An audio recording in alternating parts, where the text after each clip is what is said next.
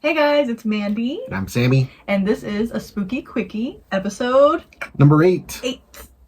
So here we are. So we're going to start out with our movie. I know it's been a minute. We've had a lot going on, a lot of stuff, just life. But here we are. We're going to continue doing this. Sorry it's not consistent, but here we are. Well, we try to do them every week, but I don't think we ever did say we're going to do them weekly. Actually, I think we did. Oh. I'm pretty sure that we said that. Okay, then we apologize. But we're back. We're not going to stop doing this. It's just life happens. And we get very busy with with the things we do, sewing and drawing. Jobs, family, there's a lot of stuff. Yeah. But here we are. Yes, we're here. And we're going to jump right into it. And I think we're going to start out with something that we were planning to do a few weeks ago. Because this movie came out in February. It is now about to be April. Apologies. But it's good. That means you guys have all seen it. So if we say anything that spoils it, it's fine. Because you already seen it, right? If you haven't by now, just too bad. I think we had decided at the last podcast we did, we'd try to do a spoiler-free, what movie was it? I don't remember, but our last ones, and we try, and it's just not going to happen. We're going to give up something. So, but we're going to review a movie right now, and we're going to spoil it. So if you don't want to hear about the monkey. Semi-new movie, because we want to do it. We watched it, and we want to talk about it while it's fresh. We'll dive into some old ones too, but we're going to do this one. So this movie is really popular. You see a lot of posts. You see a lot of... I've seen a lot of marketing. Every time we would go to the movie theater, there was big ass monkey statues, and the posters were really big. They take up the whole wall. So obviously, it's a Stephen King movie, or short story, that was turned into a movie by Oz Perkins, who was Anthony Perkins' son. You know, Norman Bates from Psycho, 1960. He also directed Longlegs. So this is his movie, another one of his movies. What did you think of the movie? My thoughts on the movie. This is just strictly my opinion. Everyone likes different types of horror, and that's totally okay. But I personally did not like it. I'm going to start with saying that I maybe got halfway through the monkey story, the Stephen King short story. I believe it's in Bazaar of Bad Dreams, the short story compilation. I might be wrong, but it's in one of his books. One of his compilations. I think from what I remember about reading, it's all from the first person narration, which is the brother. There's two brothers in the movie, and they're twin brothers. The twin brothers. So, and it starts out as kids, and their dad somehow has this. It starts out with just this guy, who's their dad, holding the monkey in a pawn shop, trying to get rid of it, and he's like, "I'm not trying to sell it. I just what did he say? He said, "I'm trying to get rid of it. Just gonna give it to you. Just take it. Do whatever." Some shit goes down. The store owner or store worker gets murdered because, if you don't know, the monkey has a turn key, and when it gets turned or it starts moving, someone's about to die. You don't know who, but somebody that is around is gonna die. So that happens. The opening scene was very action-packed and ooh, and it was cool. I mean, I like gore. That scene, whatever, he got through the stomach, got speared, the shop owner. So that was neat. And then it just kind of jumps into this guy just kind of disappearing, the dad, and then it's just these two twin boys and their mother who are getting raised by a single mom now. The guy abandoned them, right? He just disappeared. I don't really know if it goes into much other detail, and then he just... Yeah, that's kind of my problem with it, because if you're going to go extreme gore, but not so much story, like Terrifier is a great example of it's just all gore, you know? There's some story you can loosely follow, but it's not a strict story. And but I think... The thing with Damien Leone and the Terrifier, he goes all in on that. And that's cool. That's fine. But Oz Perkins for this one, again, everyone's entitled to their opinion. I thought he was kind of confused. I'm like, do you want it to be a very gory movie, or do you want it to have more story? Serious story. And I think, I don't know. I just didn't really care for that. That's where I am. I actually have not read the monkey short story. Did you read it? I got about halfway through. Do you remember it being silly? No. I don't think... I have read multiple Stephen King books, and I don't remember any of them being silly. He would make weird jokes that were written from characters that are being assholes or something, but it wasn't a silly setting. So when I watched this, I went in thinking, okay, I haven't read it, but I'm assuming it's Stephen King I'm familiar with, that it would be a little bit more serious, a little bit more spooky, and there's some, Pennywise, he's kind of funky, he makes jokes, but it still goes with the horror setting, right? So when I started seeing wait, what is this? And they just started laughing about dumb stuff, or somebody made it it's a black comedy, and that's what it's considered, the genre of this movie, which I didn't even know until after I saw the movie, and I put it together oh, okay. I guess if you like that a lot, it's fine. I like some movies like that, but I did not expect a Stephen King story, and especially Oz Perkins, who just made that other movie that people really, really liked, Longlegs, that was more like creepy. I didn't think it was going to be silly, but do you remember some of the gore in the movie? It was very CGI, and the blood was like, woo, and I was like, oh, okay, so this is silly. This isn't legit. And then, like, the way that the brothers were, one brother's a complete asshole, and one's a little sweetheart. And that's cool, black and white, whatever, extremes on each side. But I was like, this is too much. Like, I don't know if he's just trying to make me hate one of the characters and love one, and that's just a build up for the whole story. Yeah. The thing with Stephen King is, I really like Stephen King a lot because he gets you very attached to the characters. So you care about what happens to them in the stories. In this movie, I did not give a rat's ass about any characters. Like, even the There's mom. no story. Yeah, you feel bad for the mom because she's like, oh, okay, single mom raising these twin boys, and one's a complete psychopath. He's a bad child. And then the mom's talking to them, and she's just kind of like unlikable, though. Yeah. Like, her, I don't really remember too much, but I remember the things she was telling them is just like, whatever, life is, and I'm like, okay, that's cool. It could be a little hippy dippy, but like, oh, you good? Like, eventually, if you haven't seen it, step away, because I'm about to tell you, she dies. The monkey, the child, the good son and the bad son, they find the monkey. The good son keeps it. He ends up, I don't know the exact storyline here, but it gets wound. And then mom ends up suffering an aneurysm and dies. So they're left to go live with like uncle and auntie, somebody. Yeah, Osgood plays the uncle. It's like a weird, they're swingers or something. And they just threw that in there like, hey, I don't know, remember the words per se, but he basically tells the children like, hey, me and your auntie, we would have people over and we're swingers. That's what we're called. And I'm like, okay, it's not even like funny, like black comedy funny. It's just like odd. It felt like there's some unnecessary parts. Not that I'm this crazy filmmaker that I know of shit, but I don't know. Even the intro of the movie, it felt like it wanted to be a Quentin Tarantino movie. The intro, like, it had Quentin Tarantino-like music. Even the way the monkey looked on the screen, the words the monkey looked very Quentin Tarantino-ish. Then it wanted to be an Eli Roth movie too, like Thanksgiving, a little bit, huh? I'm trying to mix it. Yeah. And I don't know. I really tried, and I think I was falling asleep in the theater. I'm pretty sure I fell asleep during probably a scene. I do remember, at some point the kids grow up, but they know the monkey's bad, and they throw it in a well. And then time goes on where the kids are not talking. The brothers are like, fuck you, whatever. You find out one of the brothers ended up having like a kid, but he only sees him once a week because he's really afraid that the monkey's gonna, since anybody you're close to, anybody that's near, it'll kill. And they threw this thing in the well, and they're just waiting. I don't know, it's been like 20, 30 years, probably 20 years or something past. And they're like, okay, I don't know. And then somehow this monkey gets wound up at a yard sale. Some people buy it. It's out there again. He goes to pick up, it's that 1 week of the year where that man can pick up his son. And that's all of a sudden when the monkey starts striking again. And I remember they rent a hotel. He doesn't even want to take him to his house. And then like somebody dies in the pool, remember? And that scene was like, it was interesting and gory, but it was like CGI gory, which I hate CGI. I would rather have practical effects over CGI any day. I get it in a way if you're trying to be real silly. But if you already had this budget and Stephen King, I don't know. I don't like the way they did it. I wasn't a fan. I don't know. Here's a fun fact, though. So the story, The Monkey, the Stephen King short story, the monkey has two cymbals and not drumsticks, because the movie, the monkey is holding a drum and two drumsticks. I'm like, why would they get that detail wrong? Come on, guys. Like, but there is actually a reason.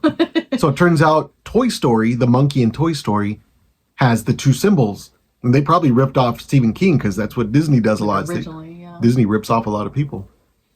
So they have. So they copywrote that monkey the way it looked, and so therefore they couldn't use it. They couldn't use it, and that's how we all knew it as, just from hearing the story of the monkey, or if you read the monkey. But nope, good old Walt. Anyway, so that's that. Fun fact. Yeah, I just overall think it was cheesy. The graphics are weird. The plots are strange. I don't even know any key points that I can really pinpoint rather than the things I've already told you guys. I don't remember anything that stood out. Like I said, I kind of fell asleep for a minute. I will watch it again once it's free because I like to do that and go back. I'm not going to pay for that again. I know a lot of people really liked it. Yeah. After we saw it, we were on Instagram because it was like right when it came out and people were like, oh my God, genius, amazing. And I'm like, I didn't want to even say anything. I feel like a jerk, but I didn't. We both didn't like it. No. Curious if you guys liked it. It's just a matter of opinion, whether you like, vanilla or chocolate. It's really what it is. And I will never shit on somebody for liking the movie that I don't like. Hey, to each their own, you know. But I know people that loved it. Produced by James Wan, wasn't it? Yeah, James Wan was a part of it. It kind of makes you like, come on, James. Yeah, I love James Wan movies. Insidious, Dead Silence. Oh my God, those are the best. But I went in with high hopes. Yeah. So, but yeah, overall, I wasn't for me. I really did like the way the monkey looked, though. Scary. Yeah, I like old oddities, vintage oddities toys. And stuff like that. Mm-hmm. Yeah, I love that kind of stuff. But it was cool. Yeah. I don't even remember. I think the ending they were using all these like symbolic things, like a man on a white horse came, and it was symbolizing death, and him and his son were the only survivors after everyone else was killed. And I'm like, really, we're doing the man on the white horse? We're doing the four horsemen? And I don't know. It just didn't feel right. And I don't know. Stephen King, he could say he loved it, and he's a nice guy, but brother, I don't know. maybe Stephen King did like it because he's pretty open about not liking The Shining. He didn't like Stanley Kubrick did. And yeah, a lot of people fucking love The Shining. So I think it's just your preference, and if you went in thinking one thing and then you got another, you're going to be disappointed. But I'm really curious if you guys liked it, and tell us if you saw it. And if you haven't and you just heard our review, still go and watch it, and you might be like, wow, this is like genius, this is cool, because a lot of people really did like it. So do that. Yeah. Cool. But yeah, check it out either way. We love supporting horror movies. No matter if it comes out, no matter if we like it or not, we're still going to support horror movies in theaters. Oh, yeah. And it's good to watch them in theaters because it keeps theaters open. So go check it out. If it's still in theaters, it might be. I don't know. I think it's in some theaters. Okay. But yeah, rent it maybe. Wait for it to be free like us so we can watch it again. I'll watch it again. Yeah. Okay. So since there's been like a hiatus with us, we haven't had any ghost stories submitted. We want you guys to send us your ghost stories, your paranormal stories, your alien encounters, all that weird stuff. You know, we love that, and we want to share your stories. If you watch past episodes, we've had a few people reach out, and I've read their stories to you guys, and it's nice to hear something new like that. But since we don't have that, I think we're going to go off of scary story, and this is not necessarily a true story that I know, but I want to share this story because this opened up my world to ghost stories. I think I was like 6 years old maybe at like a little sleepover with my cousins and stuff, and I remember this is the first scary story. You know, in your campfire you're making marshmallows and you hear your first scary story ever. This was mine, and I always remembered it as my very original scary story. And I remember going to parties years later and other people having different variations of the story. So it's one of those classic ones that you guys have probably heard. I haven't even told you yet. You might have heard it. It's my first time hearing this, so I'm gonna. So I was like, let me just tell my story. It's rather short, and I think there's been movies probably based loosely on the same concept, but this is the version I heard, and I wanted to come in with that. So it starts out, there's a man, and he lives alone with his dog, and he is sleeping, right? And every night, like when he's getting into bed, he tucks himself in, and he puts his hand down, and his dog will lick his hand, and he's under the bed, like, or by the bed, you know, and he licks his hand. And so he's like, okay, good night, buddy, or whatever, I don't remember her name. So then he, you know, one night he goes to bed and he puts his hand down and he gets the dog lick, and that's kind of like, okay, time to go to bed now, we're settled. The dog's there, I'm here, done. And then he hears drip, drip, drip. And he's like, no, I'll just ignore it. I don't know, maybe it was raining earlier or misty or something. He has an old creaky house.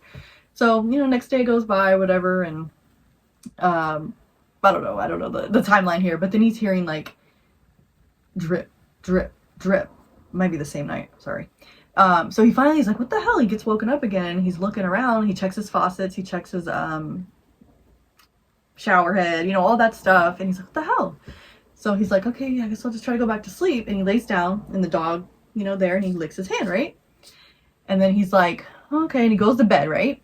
And he wakes up in the morning, and he's like, okay, and he's like, hey, buddy, where you at? You know, and he's not there anymore, but he's like, he heard drip, drip, drip. He's like, what is that? And now that it's daylight, he's like, let me go inspect, let me look around. So he goes, checks, and he pulls his blinds open, and there is his dog's head cut off, and it's freaking dripping outside, like on the windowsill, drip, drip, drip. And he's been hearing that since early morning, you know, early in the nighttime, and he's like, the fuck? And he's like, oh my god, my dog, oh, you know, he's freaking out. But then he's like, what the hell?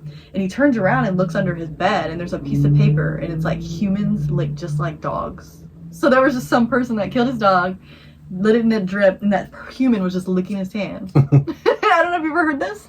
I thought I might have, but no, that ending, I'm like, no, I've never heard that. No? That's pretty creepy. So maybe in the beginning it's just been like skewed over time. You know, this is East Coast lore. But yeah, I don't know if any of you guys, if you guys have heard that variation. It might have been a woman, it might have been a cat, it might have been, I don't know, a boyfriend. I don't really know how that would work, but yeah, I always remember the licking and the dripping, and then the note that was like, humans look just like dogs. So that's my scary story. That's cool. That's a good one. It reminds me of like a scary stories to tell in the dark. Mm-hmm. One of those stories. Mm-hmm. So that's it. But we need your guys' stories because we need more to tell, because I think we told both of our stories, our big ones, in prior episodes, and we don't have that much paranormal shit happening every single day to us, or ghosts slamming doors. So we need your guys' scary story. So email either one of us or DM us, whatever. So we'll jump into some events. Yeah, so we like talking about events. So we're going to talk about some events that some we are a part of and some we're not. We just like to attend. But one event that's coming up is, well, the first one coming up is this one probably. the Heritage Square. In So Pasadena. there's a Heritage Square Museum in Pasadena or Highland Park, whichever you want to call it. But it is called Booze. Fright. Sorry. Oh no. It's a tongue twister. Sorry. It's Booze, Bites, and Frights. Booze, Bites, and Frights. Halloween. Halloween. So they're hosting like a movie night, two nights in a row. So yeah, the company that's putting it on is Street Food Cinema, and it's a 2-night event. Friday, May 2nd and Saturday, May 3rd. And then the second. So Friday, May 2nd, they're going to be playing The Craft, and the 3rd, they're going to be playing Final Destination. The And original one. Yeah, the original. So we bought tickets for Final Destination. We've seen Craft a lot. It's really cool. We love it. I love The Craft, but I'm like, Final Destination, man, that's the one. Mm-hmm. I can't deny that one. So it's cool. It's a 21 plus event though, by the way. So it's not like a family night. It's just date. Oh, is it? Mm-hmm. Oh, you didn't know that? Because it's a booze oriented. It says that they have scary movies, horror carnival games, Victorian tours of the houses there. If you've been there, you know what that is. Themed cocktails, food trucks, and creepy photo ops. So it's kind of like a date night. Yeah, but it's a 21 plus. I'm assuming they're just probably trying to keep kids out when people are trying to throw down, watch movies, kind of have fun. I thought we bought 4 tickets. We bought 2 tickets. Oh. Them kids ain't going. Only got 2 for this one. I think you're getting confused with the other events, but yeah, this one's 21 plus. So yeah, May 2nd, May 3rd. If you go on their page, what is it? The Street Food Cinema. They put on a lot of events like this where they play movies at. They used to go out play movies at the Gene Autry Museum. Mm-hmm. Their Instagram is ST Food Cinema, so check them out. They have a lot of different events, but that's one that's coming up that we're interested in because it's horror. And then there's one that we're not vending at. Yeah, we're not vending, but we always attend Monsterpalooza in Pasadena. May 30th to June 1st. It's a 3-day. They still have tickets. I think they're still on sale at this moment. If you guys are watching this in the next like 2-3 days, I think they still have the early bird prices, so you can get all 3 days: Friday, Saturday, or Sunday. Friday's fairly cheap. I think it's like $35, maybe something like that. Mm-hmm. So yeah, and then I don't know if there's any other events coming up. There's one I'm not going to announce quite yet, but I will be vending with some people that you guys know at a fun event, but I haven't released it yet. Yeah, my next event coming up is Midsummer Scream, and but yeah, that's a ways away. But I'm getting prepared for it now because it comes up very fast. But Monsterpalooza, yeah, if you want to come hang out with us, I usually walk around with my backpack and I always have free merch with me. I like to give out stuff and take pictures of the friends and all the cosplayers. Last year, luckily, by the grace of God, I had something called the Candyman curse. Every time I try to meet Tony Todd, something had always happened. He left, or whatever, sold out. Yeah. And last year at Monsterpalooza, I bought my photo op ticket. I got his autograph, and he passes away, unfortunately. And that was the first year he did an event where he dressed up as Candyman. He's done it before, but I think it's been a while. Oh, sorry, it's been a minute then. Yeah, it's just been a long. Like people thought he was done with that, and here he is, the last one he does. Yeah, like a really good one. And Sammy has the picture.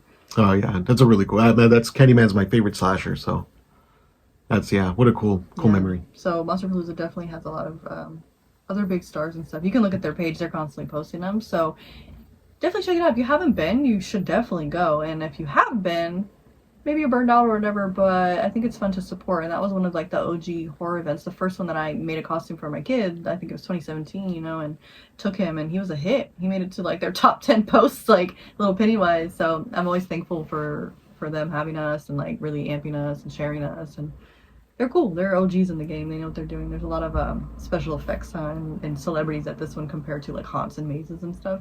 Yeah. Yeah. Midsummer Scream's more of the haunt, vintage Halloween type event, but this one's more special effects. Some of the OGs in the game are all here. Like this one has some of the from the 80s, all the special effects people and stuff. Like V. Neil and I can't think off the top of my head. I wish Rick Baker would go there, but he's probably too big. I I'm don't sure. know, actually. Has he been? I almost feel like he's been, no? Well, the years I've been there, I haven't seen Rick No? Baker, but Okay. that'd be cool to meet him. Yeah, but definitely get out there. There's a lot of other little events mixed in. There's so many, sometimes it's hard to keep up, but I know like there's a few coming up that you can check. Like there's Terra Market, there's the October Village, I believe people are posting. There's like multiples. I'm sorry to cut you off. Actually, a good page to check for events is our friend Josh. His page is called SoCaloween, right? SoCal Halloween. Oh no, Josh, I'm so sorry, we forgot. Let me look it up. But Josh is awesome, and he posts everything, right? Yeah, he always posts events, upcoming events, and all. Not only the vendor shows, but if there's a horror play or something like that, he's always posting all of them. SoCal, my dirty phone. Sorry, SoCal Halloween news. Yeah, You'll see it. Josh, he's the guy to get your news from. Anything Halloween related news in California, yeah, he's the man. And if you're just looking for like a spooky store, a date night, a restaurant, a event, I mean anything that's spooky, he got you. He's there. He's usually there filming, so he'll hook you up. Yeah, I really love that he has his page. I literally check his page. I'm like, okay, what news is coming up? He's been around for a minute. Like since I got in the scene, I knew Josh. Like just from him posting. So it's good to see him grow and keeping it up. Some people dip out after some time. Small businesses and running stuff like that can be very hard. Take it from us too, but just keep going. You guys are doing it, you know? It's hard to in the beginning, startup and stuff, but if you believe in it, you can achieve it. Yeah, if I wasn't drawing, I would still be at these events. Yeah, I'd be doing something in this world. More cosplay, probably, something like that, going out to them. I'd have time for that. We love this stuff. But. Yes. But thank you guys for tuning in. Send us your scary stories and let us know what you thought about the monkey. Bye!